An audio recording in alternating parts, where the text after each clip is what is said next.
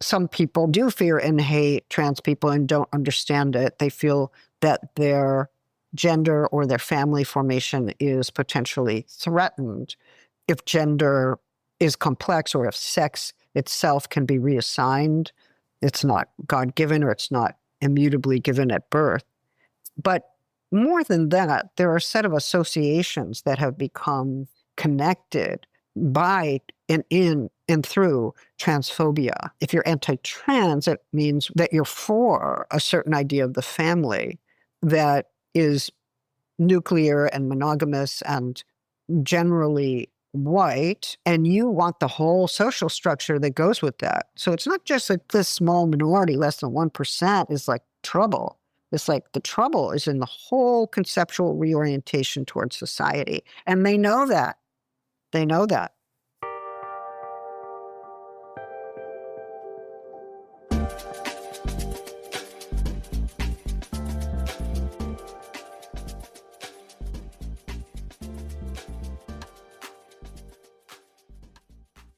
This was like a brush with someone so truly aspirational to me. I was just kind of like tickled the entire time. I honestly was just asking questions, not even like thematically. I was just like, do you do yoga? It was just like full fanboy situation. Yes. Like, me too. Which yoga do you like? But like, I've thought about this interview so many times since doing it. It was honestly, it felt kind of like Make-A-Wish kind of situation. Are you dying? Like, what? What's up? No, truly though, like, if there's anyone that we were going to have on the podcast about gender, I think fucking Judith Butler. Yeah. I don't know if we could. It's like, I think we got to end the show, you guys. I think this is it. I honestly considered it. I was like, do we just hard pivot to like a sports podcast after this? It was just such a absolute pleasure. You were nervous. It was They were cute. just like so cool. It was really cute to see. I don't think I ever see you like flustered because it's like you do this for a living, but like you kind of had this like look in your eyes. And then we talked about like how much this person kind of like means to you, you know, as like a model for how to like move through the world. And like, you know, what you said about like talking to like an educator, I feel like that's been a theme this season. We've talked to a lot of educators, and there's a way that when you interview educators, like I feel very held. Like I felt this with Cass, I felt this with Erica and Ebony. Like I felt like I was also being held through this interview, and like they were kind of guiding us, like, you know, when maybe we were like a little nervous. What do you think that is? What do you think that shift is?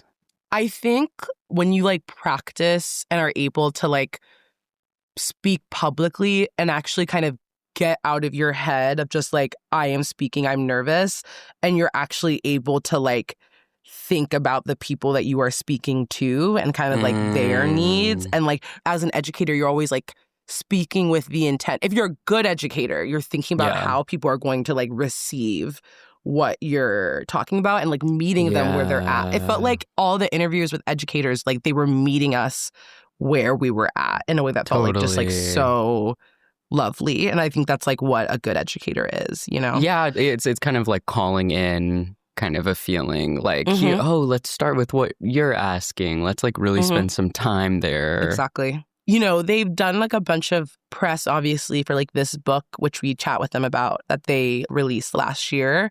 But I feel like what was different about this interview was like they got like personal. Yeah. You know, we saw, I think, Professor Butler, the academic, but also like, I think because some of the questions you were asking in like this moment in your life, Allie, like we saw like Judith, like the parent. Totally. You know, like someone who has like a wife and like a son. And also someone, I think for me, who's like thinking really critically about this like political moment that we're in a way that just felt like so validating and helpful in just like so many ways. So yeah, I think this interview really benefited from being a year too late after the book had been released, because we weren't a part of a book tour in any timely way. So we were like full chatting. Exactly. So no, I think that gave us a certain freedom to like just be like, let's just talk about whatever. I hope people listen to this, because this is coming out mid-December. So I hope people listen to this on their rides home to be surrounded by family, which can be a particularly hard time. And I hope that people read the book, The book Yes. is incredible. And again, that book is Who's Afraid of Gender, which came out in 2024. Yeah. I just want to give one final shout out to one of my advisors who helped make this interview possible, Professor Lisa Lowe. Thank you so much, Lisa, for connecting us with Professor Butler. Huge. And yeah, I hope you guys enjoy this amazing interview. I'm Judith Butler. I've been teaching at the University of California at Berkeley for a long time.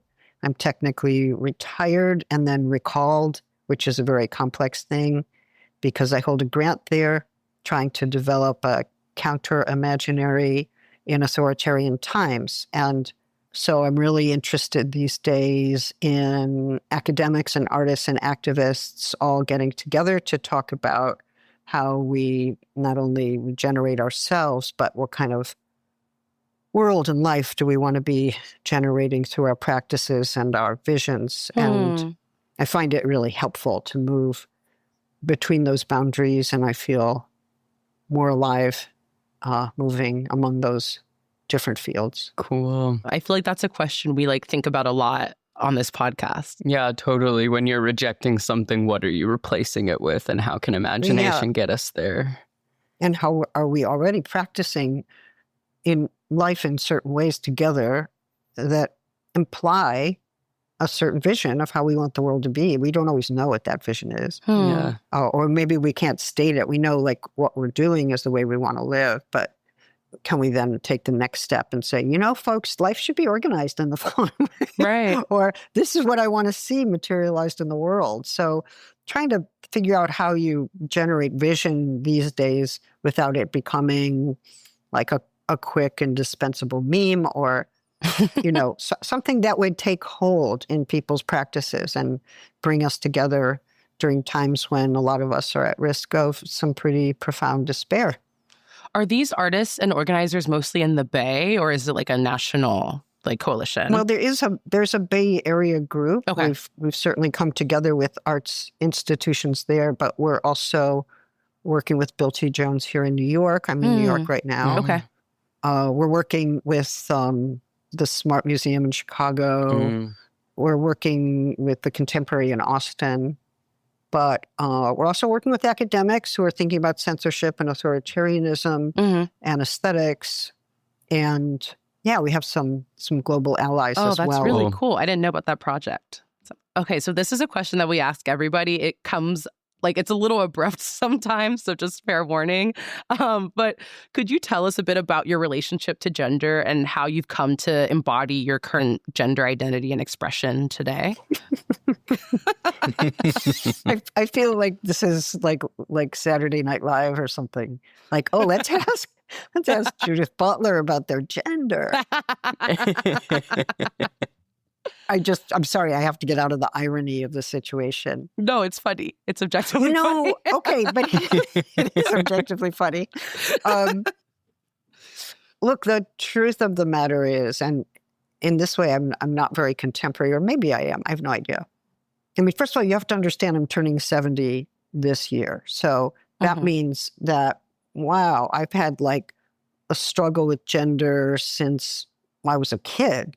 And I didn't really fit. My parents had difficulty with my nonconformity, and there wasn't really language for it. There was language for my sexuality after the age of about 14, only because there were medical books or Sappho's poetry, but there was no movement I was part of. So I was clearly a lesbian. There was no question about that. Maybe somewhere between 14 and 16, that stabilized. But gender, I just kind of stayed out of it. I mean, I knew that I had to check a box for various reasons. So I just checked, but what did I feel? What spoke to me? What was language that worked for me? I have to say, I've always had a certain kind of distance from the categories. And it doesn't mean I live nowhere. And if I identify as non-binary, as I do, that doesn't mean that, I have a substantive idea of what it is to be non-binary, and I'm going to tell you what it is. I have no idea. Because the generalizations, it's that's a way of marking myself in a way that okay, that works. I thought for most of my life, actually, that, I was just kind of detached and living my gender as I could. I was non-conforming. I was disidentified, right? Like I didn't have identity, but it allowed me to think about identities. And I certainly respect enormously people who have them and claim them and elaborate them in whatever way they need. And that's all good, right? But I'm like an engaged ethnographer in a way in the field of gender, because it's like, I have no idea. Wow. So the truth is I'm kind of permanently disoriented about gender, which gives me maybe a critical perspective. I do like non-binary. It feels like it named the interval in which I live. Like when I criticized the binary character of gender, right? It's like, okay, then what's next or what more? And I didn't really know many years ago what to say about that. I said, oh, well, proliferate or see what happens, experimental, etc. Find language, find idioms, find media, whatever it is you need. But I think non-binary is a way of my saying, I'm critical of that binary, and I still am, and it still gets reproduced wherever I go. It's so relentless. Some folks like the binary, and some trans folks like the binary. Yeah. It's like, feel very I wanna live comfortable in it. inside. And that's cool. That's great. That's good. They should live well inside the binary. But you can't then say everybody should live well inside the binary, or that's the only way of living well. And most trans people are going to be open to whatever other people need to do, or at least I would hope so. But yeah, I think that's a deeply unsatisfying answer, but it's all I've got. No, I mean, I love it. Yeah. I think that's kind of where me and Allie are at in some ways as well. Where like, we also feel very disoriented by gender. And we started this podcast because we were like, okay, how are other people grappling with this? And now we've seen like so many examples of it. But I think we both identify as non-binary because we're like, yeah, I guess this works for right now. Yeah, this was actually originally going to be a podcast about masculinity from a trans point of view. I see. And we've still gotten there, but yeah, it's been really interesting. And I think some of my favorite answers are ones that are like still in process in that same kind of way. Like, this works great for right now. And don't get me wrong, when it became possible for me to change my civil status in California, and I saw that there was this option to check non-binary, I thought, well, of course I'm going to do that. Of course I'm going to. Like, yay, good. I'm so glad somebody made that. Yeah. Maybe I'm part of the team that made that. Yeah, probably. So might as well check the box, because this is part of our, we struggled to make this, right? We all worked hard in our own different venues, a whole movement. And so, so I was glad to check that. I was super glad. Yeah, best feeling ever. And I'm angry. I'm angry now. Well, right now my passport is okay because of the ACLU lawsuit, but I was pretty angry when they were telling me my passport wasn't authorized because it's got an X rather than an M or F. So crazy. I still have the F passport, but having the X on a license was a really great feeling. So there are times when I'm kind of like cavalier about it, like non-binary, it's fine, but I got that and I felt true elation. Like, no, that's great. Like, yes, card carrying. Yes. I feel like you cover a lot of like heavy topics, and I'm curious, like authoritarianism, the rise, and just our rights being squashed in front of our very eyes. Is there anyone that you read or that you listen to that kind of helps you mentally through like these like worrying times? Yes, I think there are a number of people I read. I always read Arundhati Roy. That surprises people. I always read Naomi Klein. Sometimes agree with her, sometimes don't, but always get something from her. I read Palestinian poets like Fadi Judah. I'm deeply moved by him. He changes my thinking every time I read him. Wow. I mean, you got to be really grateful to somebody who does that.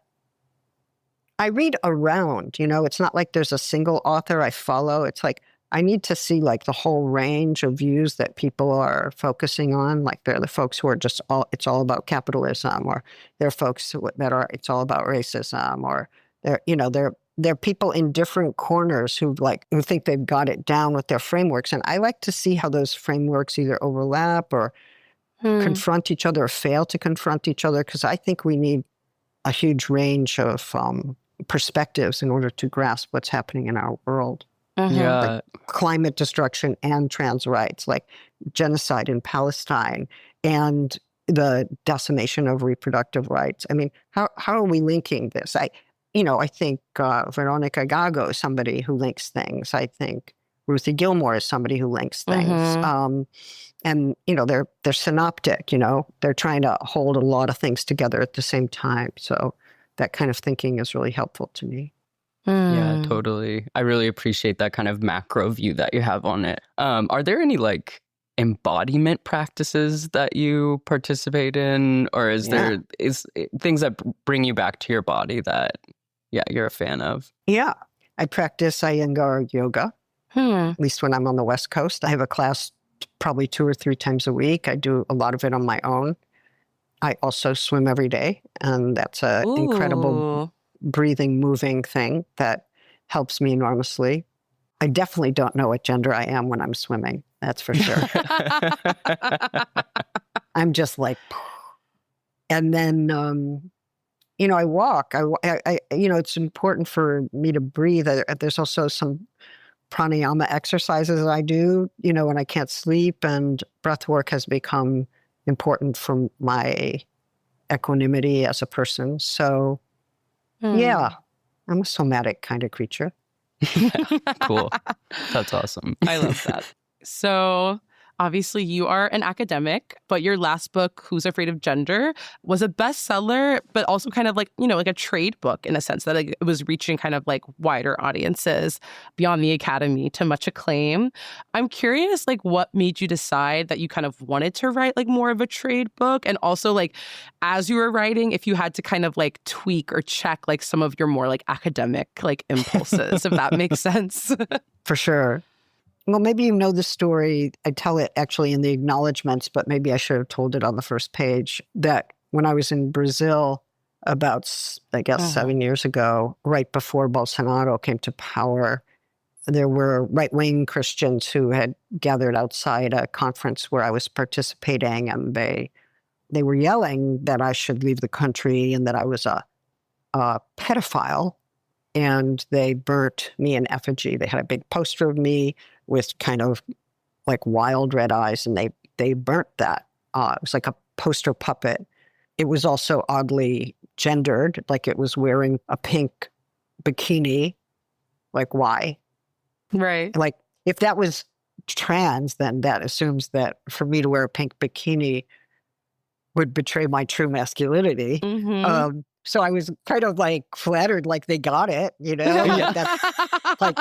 that's right. You're never going to be seeing me in that. You want to hurt my feelings, you're going to put me in totally. that. I would never wear that. That is insulting. I would rather die than wear that. So they kind of knew, they kind of got it. Is some, but it was funny, right? Because they were against it, but they were also doing it, which I've seen before, right-wing kind of appropriations of drag or of certain motifs that are generally considered, I don't know, on the left or progressive side of things. There's that one politician that has dressed as a woman and makes TikToks about it. And everyone is in the comments, you seem to really enjoy this. Maybe you should, you might be trans. Yeah. But it's so interesting. Yeah. Well, it's a strange embodiment, really. Anyway, it was terrifying, and I had to have security. And then at the airport, there was a group of women, with these baggage carts that attacked me and my partner, and they came at us physically. Whoa. And I barely escaped up an escalator to the security checkpoint,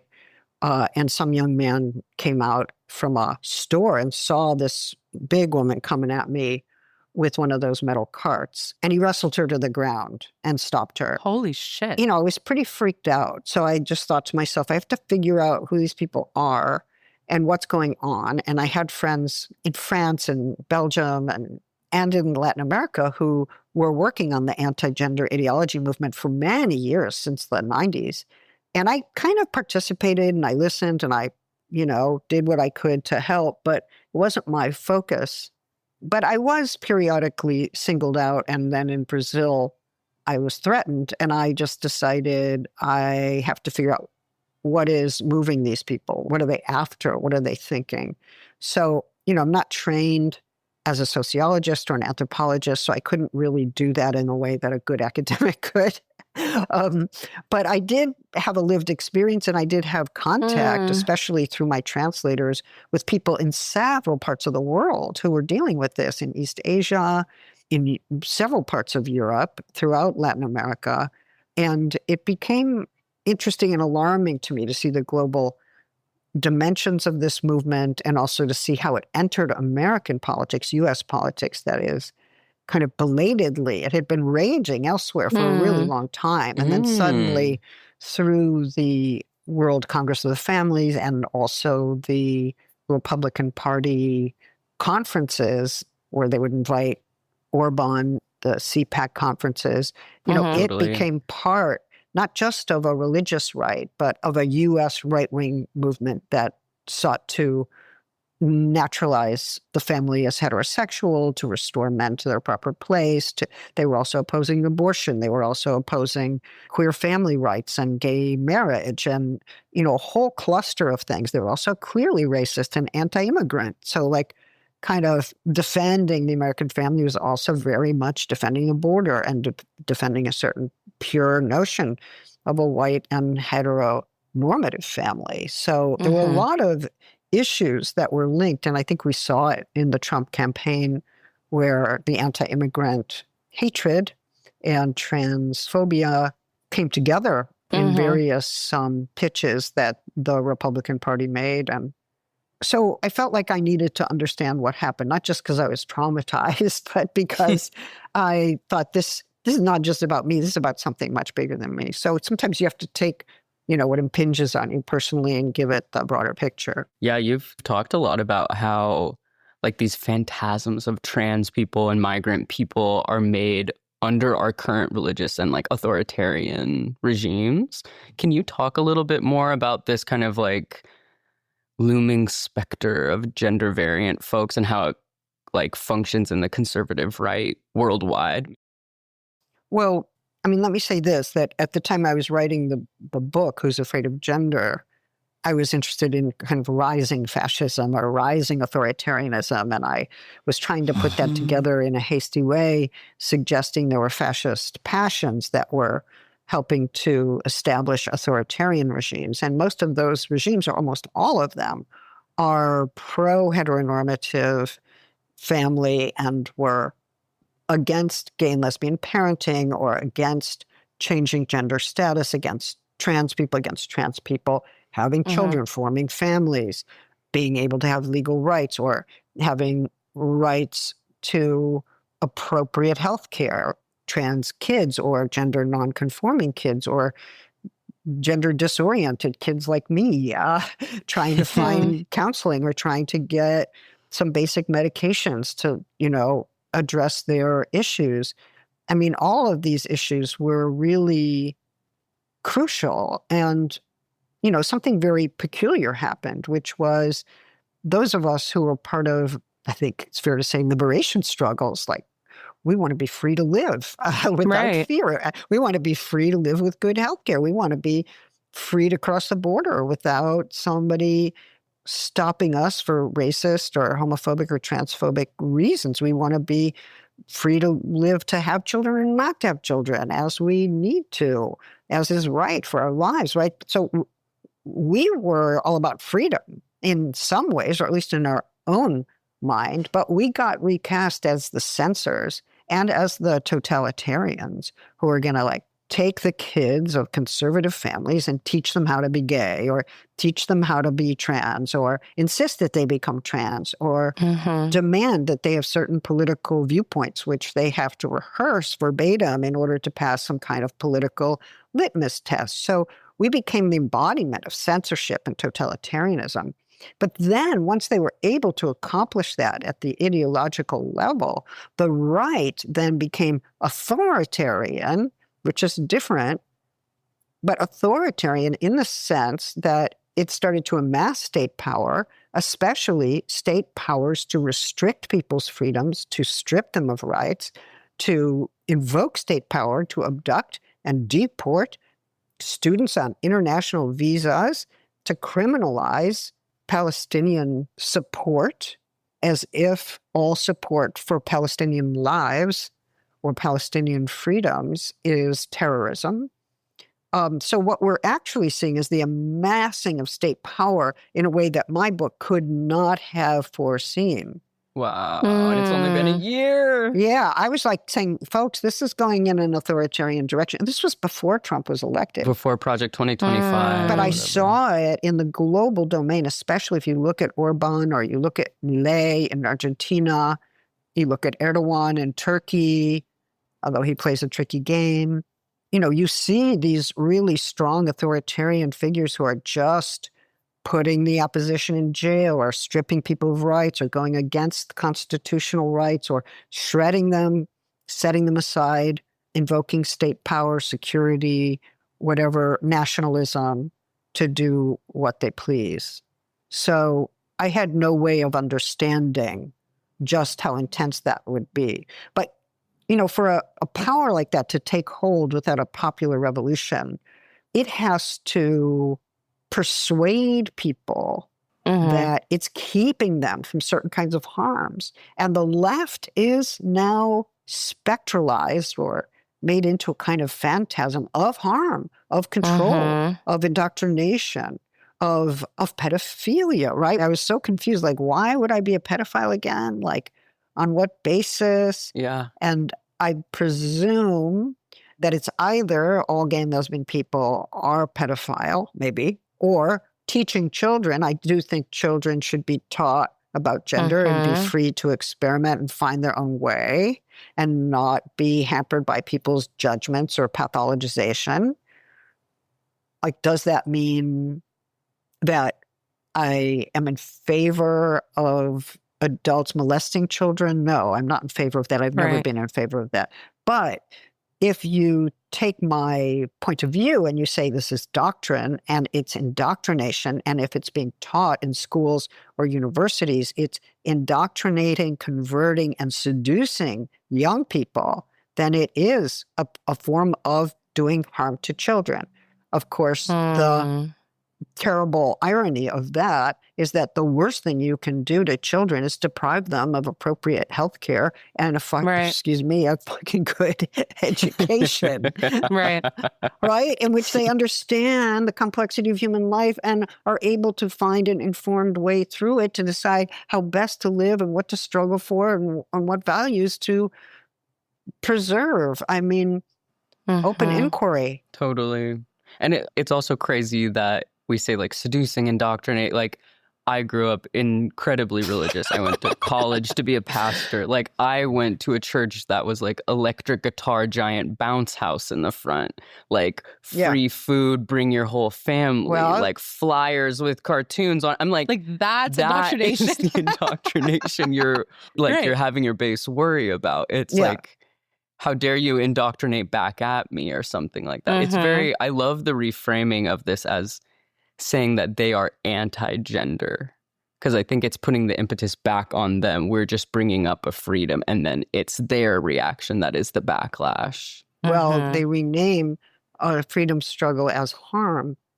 Well, and sometimes theologically they say that we're stealing God's power. Like, God created us male and female, and we think we can create ourselves in our own image. And what kind of crazy human narcissism trespasses that? This is God's power. We are given this, right? Gender is, or sex rather, is a kind of gift from God. And we're like, we think. That pink bikini was a gift from God. Yeah. That was a gift. How dare you not accept? But Allie, where was this church that you're describing? Southern California. So Southern kind of California. Inland Southern California, kind of agricultural area. Right. But, you know, it's really important to think about those churches, because a lot of big churches are providing social services that governments no longer provide. Yes. Right? That was the They're saying, Absolutely. oh, we're going to educate your kid. We're going to give you that free food. We're going to give you transport to medical care Right. when you need it. You have a Totally. community to which you belong, whether you're employed or not employed. You're always welcome here, open door. Built-in childcare, trips to a Everything. snowboarding trip I never would have been able to go on. Yeah. I mean, we can find churches like this on several continents, apostolic and colonial, coming out of colonial traditions, really, that are filling in when government services are no longer funded, right? So this is where Right. that neoliberal decimation of social services comes together with family values and with anti-gender ideology. And that's an important constellation to keep in mind. Totally. Mm-hmm. It's interesting to me how, like, the most anti-socialist people ever are benefiting so much from military socialist programs of, like, affordable housing and healthcare. And, like, if you're in the military, you can get all of these things that we're, like, asking for everyone to have. But it almost feels like this kind of hyper-conservative right has those things through their church, through joining the military, through hyper-nationalism. And that's why we can't, like, persuade them. But we're like, you don't have to fight in the military to get those things. Like, that's what we're offering. But yeah, anyway, that's an aside. It's a big aside, by the way. It's It's huge. It's huge because people do want social services of that kind, Yes. and they think they should be able to live in such a way that they have access to education and healthcare and transport and a reasonable income and childcare, all of it, right? I mean, you could say that they are social services outside the socialist frame, or you could say they're social services that could, under other circumstances, prefigure a form of socialism that people could get onto. But the minute you say socialism, then comes totalitarianism, right? Because the only possible socialism is state Marxism of the totalitarian kind, and then.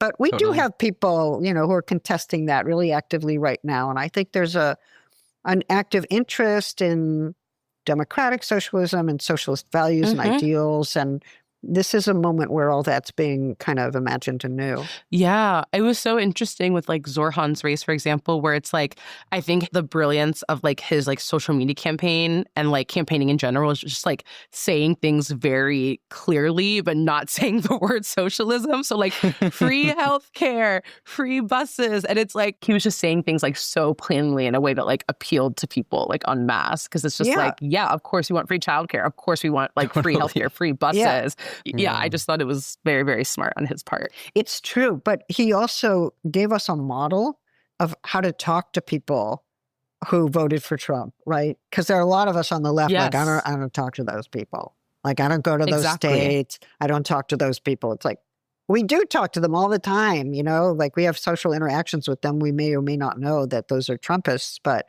we do. But he was just like, so if I told you I would offer you affordable housing, would that interest you in my candidate? And it was like, yeah, I would. Because how many people in New York City are really angry about the price of housing? Just about everybody, except those who are profiting from that. Totally. It was a model of how you can draw out, a possible socialist sympathy from somebody who ostensibly opposes you and get them to think about, through the concrete issues, get them to think about what they need and what they want, rather than immediately catapulting into words like socialism that, will freak them out, and a lot of phantasmatic issues. Images come up. Yeah. Which are very different from like, oh my God, healthcare for my kid, Exactly. Totally. Do you think like, and I guess I'm thinking here specifically about queer and trans people, like as a group, we represent an actual like threat to like the aims of this regime? Or do you think that like we are truly just like functioning as like a scapegoat for the advancement of this regime? Because like sometimes I'm like, trans people are 1% of the population. Like, are you guys really that afraid about like everyone becoming trans, or it's like, are you completely lying and that's just like a fake fear and you're just using us like as like a scapegoat, or is it both? Because then I'm like, how many people have read Judith Butler and maybe realize that they're queer? Like, is that the fear, right? Like, is that the anxiety? Interesting. Well, I want to say both. All right. I think that some people, many apparently people who were inspired by transphobia in the election and continue to be excited by it, they do fear and hate trans people and don't understand it. They feel that their gender or their family formation is potentially threatened. If gender is complex or if sex itself can be reassigned, it's not God-given or it's not immutably given at birth. But more than that, there are a set of associations that have become connected by and in and through transphobia. So if you're anti-trans, it means that you're for a certain idea of the family that is nuclear and monogamous and generally white or white inflected by heteronormative white norms and colonial norms, depending what part of the world we're really talking about. And you want the whole social structure that goes with that. You want the social place, the social recognition, the deep sense that your own sex is what it is and couldn't possibly be anything other than that. And anybody who says that that could be changed in time or that it's not right, those folks are destabilizing a whole set of social structures. So family, church, society, patriarchal assumptions with which we all live, white supremacist assumptions with which we all live. There's a lot about kinship that cannot be looked squarely in the face until you start to rethink, okay, what is the relationship between a sex assigned at birth, the way we live that particularly assigned body, perhaps it elects for reassignment or it exceeds that assignment or defies that assignment. Like, who are we in families? Who are we in schools? Who are we in churches and synagogues and mosques? How do all those institutions depend on a certain kind of unthought stability of natal sex that is being radically challenged right now, even if by a radical minority? It's the conceptual and the social challenge that shakes institutions, as we know, including medical ones and educational ones, which is where the crackdowns are coming. We're seeing gender studies programs close. We're seeing people not being able to get grants if they use certain language. You know, they're trying actually to decimate an entire way of thought. So it's not just that this small minority, less than 1%, is like trouble. It's like the trouble is in the whole conceptual reorientation towards society. And they know that. They know that. It's interesting, too, that there is this kind of like anti-intellectual push, or I'm not totally sure where it starts. I'm like, do they feel talked down to by intellectuals or people in like higher ed, and then that's where like the reaction comes from? I'm not totally sure. Well, we have reason to be really critical of how elite higher education has become, right? I mean, why is it so expensive and unaffordable? Why isn't it understood as a public good that we should all have? Right. That every living person, you know, regardless of documentation, should have an excellent education, and that should be a priority in society. So we produced, as a capitalist-driven society, we've produced education as this luxury good when it actually is a precondition of democracy itself, and as such should be accessible and affordable to every person. But how do you turn a right-wing Christian anti-elitism when it comes to education? How do you turn that into like an analysis of class structure within capitalism, which has lost sight of what the fundamental public goods are in this world? Totally. And is decimating them, is actively decimating them, including the environment. Yes. So I'm kind of in this moment of like, I'm like in my 5th year in this program at Yale. Like, what do I want to do? it feels like the academy is crumbling. Do you have any advice for navigating the academy in this contemporary moment? Like, I'm looking very like pragmatically, where it's like with so few jobs and then also this like targeting of any sort of study of race, like, is it maybe time to jump ship? Like, have you ever seen anything like this before in the academy? Like, I've never seen anything like it before. Yeah. I've never seen anything like it before. But I don't think a life decision like staying in the academy or leaving the academy should be based on what's happening right now. I think what you have to find is the work that is most important to you, that you want to wake up to every morning, the work that draws you in, that you really want to think about. You want to stay close to these texts, these images, these films, whatever it is, this music, this history. You just do that work. And as you need, you engage socially, politically, but you ground yourself in that work. Because if that work does turn out to be grounded, important, speaks from you, about you, and gives you a way to enter the academy with your own contribution, that's your best chance of getting a job under these conditions. And, the world could be different in 4 years. It could be much worse, or it could have taken a sudden turn. Right. So I would not immediately jump ship if something in you says, I love doing this kind of work. I want to stay here. I mean, that said, great intellectual work does not always happen inside the academy. Totally. And sometimes the academy can stifle us in ways that make it necessary to leave. So there are good reasons to leave when you have to, sometimes really excellent reasons. But if you've got a passion for a certain kind of scholarly work, you should stay with it. That's my view. You've been on a tour of some of the craziest corners of YouTube. I've found you talking to very interesting people about the manosphere. I'm very curious what your experience of your book tour was in talking to a bunch of different people, and what kind of prompted that, or like how you found the strength to have conversations with people that might not fully agree with you. That was hard. And that goes back to Babette's question, which I didn't quite answer, about whether I had to check myself in trying to write for a broader audience. I'm not sure I really crossed over. I crossed over some. Maybe it was on a couple lists briefly. They call it a bestseller, but I don't think I really crossed over hugely. So, and it was hard for me not to go further, say, into the history of ideology or the psychoanalytic idea of phantasm. Like, I could do 2 books on that. Like, that's my stuff. That's like that's where I play. That's where I go. Yeah.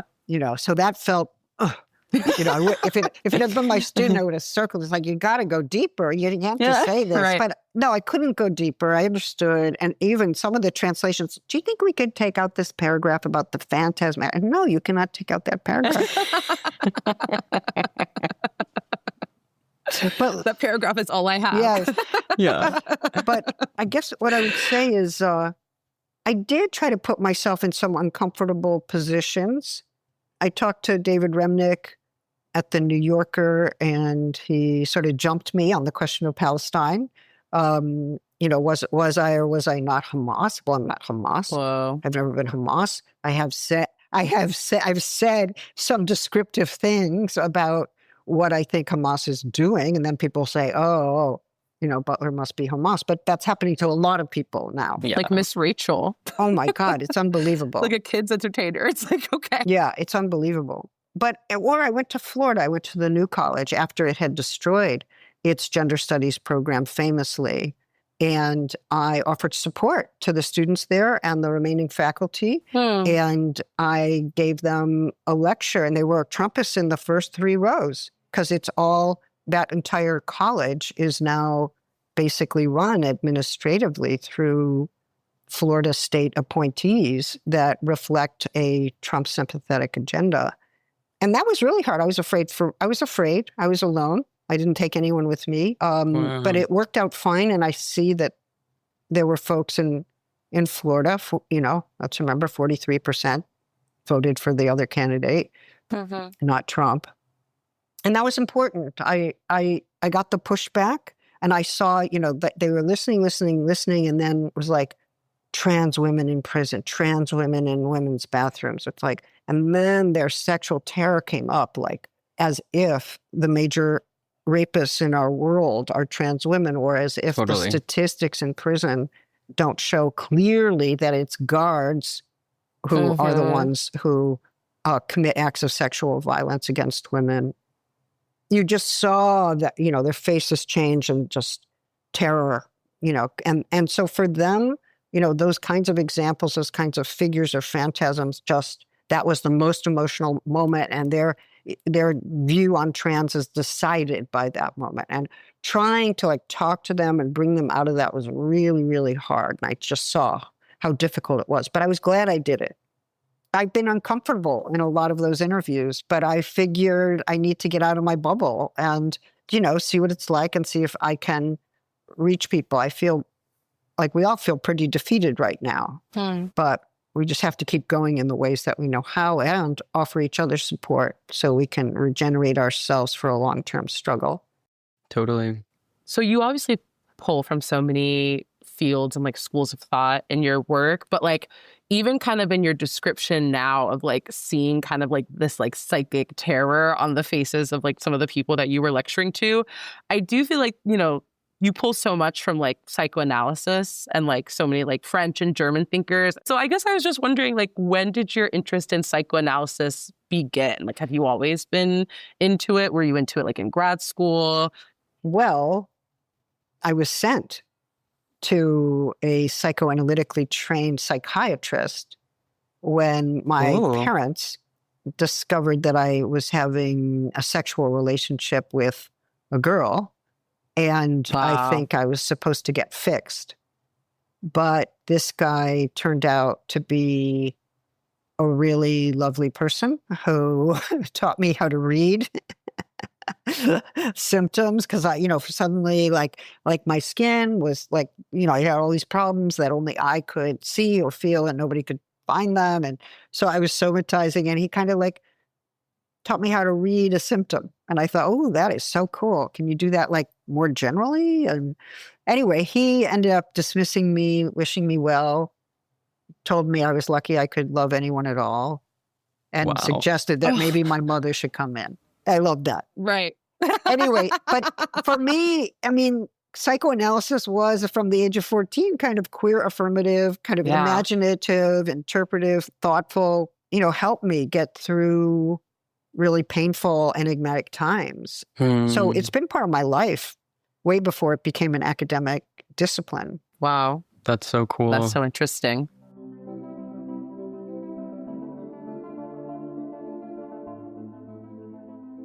So Allie's having a baby. Their partner's literally about to give birth in the next week. Their due date was yesterday. Wow. Yeah. Wow. So my partner and I found out that we're having a boy. I want to say, I don't believe in gender. It doesn't matter. But I had a strong reaction to it. And I was curious. I know that you have a son. What was that like for you? Was there a moment of kind of, I know that gender functions so strongly in society and I will have to come into contact with that in a parental role? Or what did that feel like for you? I think the initial moment of learning that our child was a boy was actually disconcerting to me. And I had a string of responses that came out of who knows what, early childhood, relations to my brother, fear, anxiety. I had a string of, nearly kind of hallucinatory responses to the initial. But, you don't actually know this creature at that moment. You're just gender. Yes. And, gender is the kind of thing that freaks people out. It's you say boy, and it's duh, all these things start coming out, huge metonymic chains of anxiety, fear, wish, memory, all kinds of stuff. So, I got through that pretty quickly, especially once the kid comes into the world. Then it's he's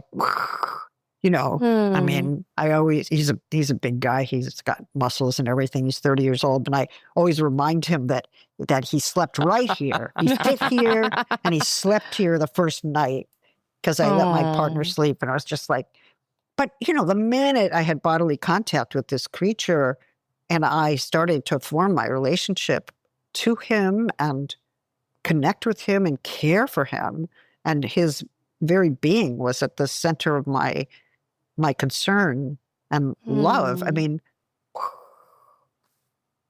I'm going to start crying. No, you see what's phantasmatic. But the thing is, you do have to teach your kid about gender. Right. It's like you do, because, it's like saying, oh, I don't believe in race. It's not the exact analogy, of course. But no, this is a gendered world, and they're going to have to negotiate their way. It's material. So just pretending like there is none or it doesn't matter, that's not helpful.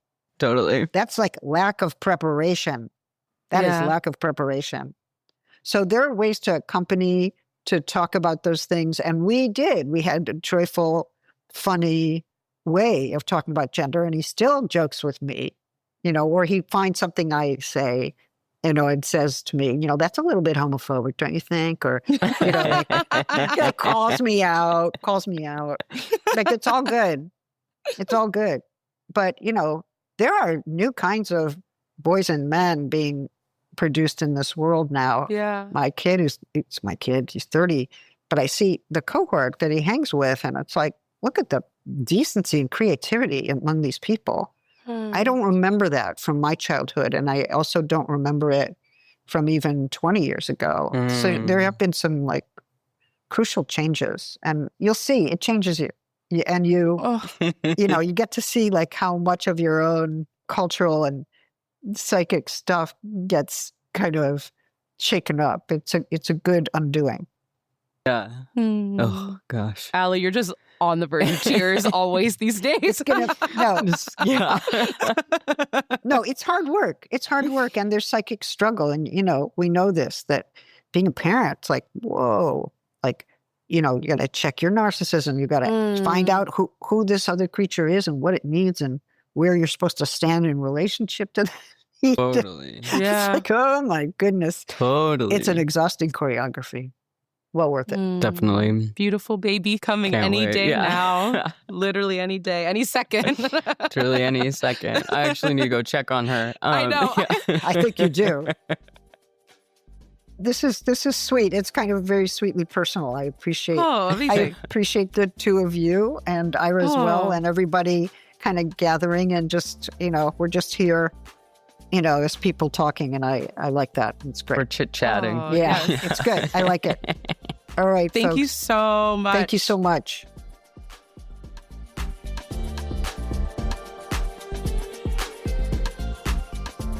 Thank you so much to Judith Butler. This was a true dream and one of my favorite episodes we've ever done. You can find their book, Who's Afraid of Gender, linked in the show notes.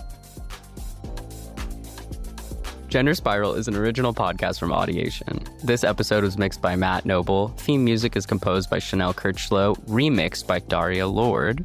Additional music by Command Jasmine, courtesy of Molten Heart, with art by Joey Hahn and graphics by Michael Tyrone Delaney.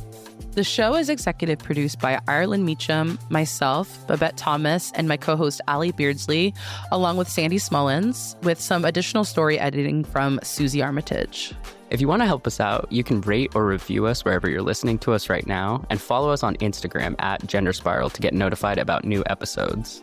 And be sure to support us on Patreon at patreon.com/genderspiralpodcast. For $2 a month, you can listen to the entire back catalog of Gender Spiral episodes ad-free. Plus, you can get access to our Discord community. Higher tiers will get you exclusive bonus content, plus gifts from us like these cute little monthly postcards and free merch. You can also check us out at genderspiralpod.com, where you'll find transcripts for each episode and a link to leave us a voicemail. And you can shop our merch store.